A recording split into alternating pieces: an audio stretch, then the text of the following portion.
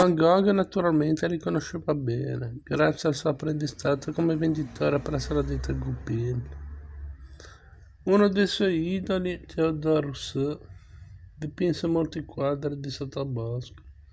Il pittore olandese Hendrik Mesdag ne comprò uno per la propria collezione, che fu esposto a una mostra della scuola di Barbizon, allestita all'Accademia d'Arte dell'Aia nel luglio dell'82. Van Gogh andò a vederla e nelle sue lettere espresse la sua ammirazione per i lavori di Rousseau. Non sappiamo se quella mostra lo abbia ispirato direttamente a iniziare a ritrarre il sottobosco in agosto, ma comunque è evidente che essa suscitò in lui il desiderio di esprimere quello che provava verso la natura.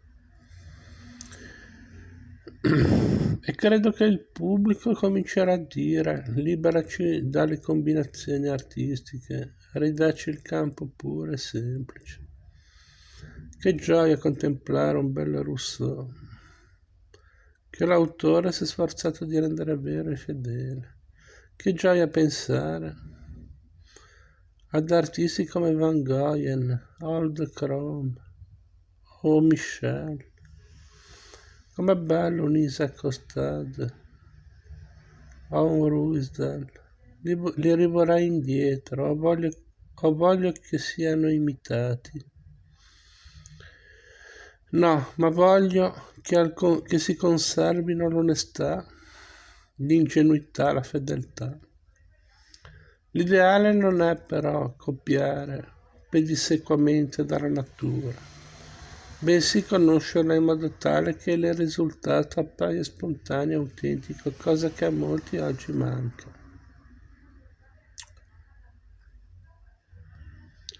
In simili passi Van Gogh dimostra di essere un vero romantico alla Jean-Jacques Rousseau, proteso verso una nuova visione della natura nel suo complesso. Un dipinto di un grande albero nella foresta di Fontainebleau, 1850 circa, ubicazione ignota, dell'artista svizzero Karl Bodmer, che Van Gogh vide al Musée du Luxembourg nel 1975 e di cui possedeva un'incisione di Eugène Leroux. Illustra tale interpretazione romantica della natura.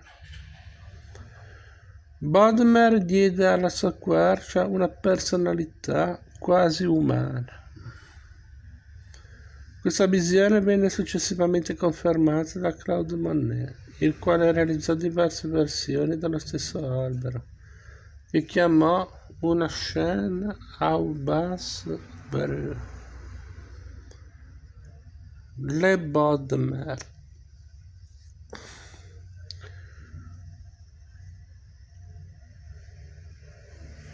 Dopo una prima raffigurazione dell'intero albero quale appare nella composizione di Bodmer, Monet vi si avvicinò progressivamente fino a trovarsi faccia a faccia con il tronco. Peraltro negli anni '80, allorché Van Gogh iniziò la sua attività di pittore, il punto di vista romantico era stato messo in discussione già da qualche tempo. I pittori di Barbizon erano definiti realisti dai loro critici perché dipingevano il paesaggio direttamente all'aperto, seduti davanti al paesaggio stesso. L'immediatezza della resa e l'apparente mancanza di composizione davano un'impressione di oggettività. Al tempo stesso però lo stretto contatto con la natura esprimeva pur sempre l'intimità tanto ambita dai romantici. Per la verità Van Gogh obiettava al termine realismo e infatti scrisse: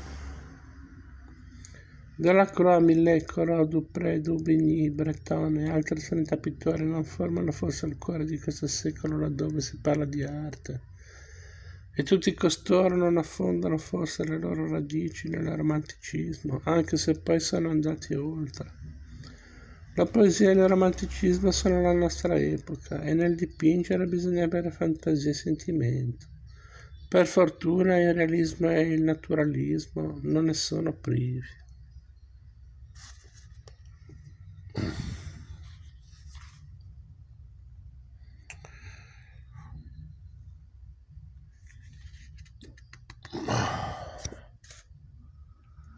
Scavare.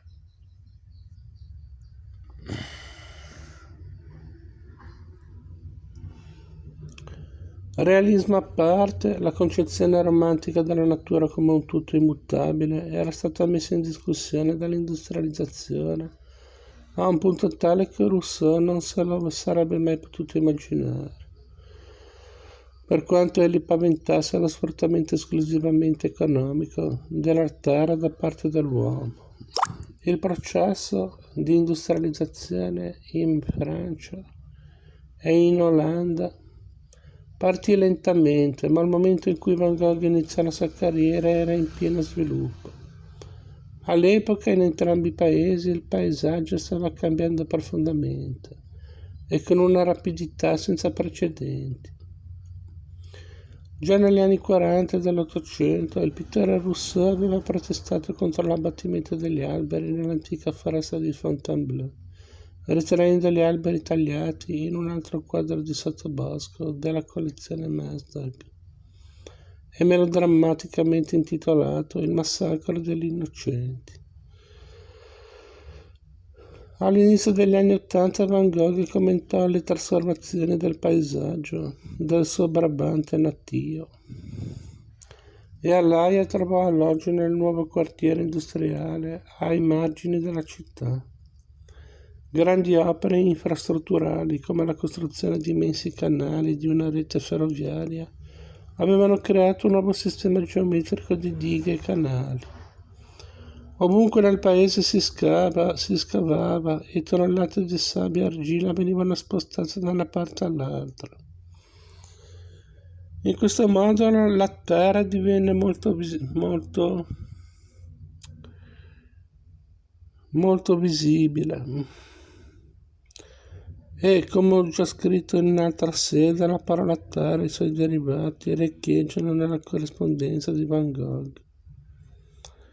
Anche gli artisti della scuola dell'Aia, ovvero i più importanti paesaggisti olandesi dell'epoca, protestarono contro i mutamenti nati nel territorio. Il collezionista Masdag, che era anche un affermato pittore di marine, scrisse una lettera aperta per denunciare lo sbancamento di una duna caratteristica nella sua amata Schwingen. Mentre il cugino e primo maestro di Van Gogh, Anton Mauve, si sottrasse all'espansione della città ritirandosi dal paesino di Larenne, nell'interno a dipingere sui quadri di Gregge e Brughiera. Viceversa, Van Gogh, almeno all'inizio, scelse volutamente di ritrarre scene cittadine ed edifici di nuova costruzione, come la stazione ferroviaria e l'officina del gas.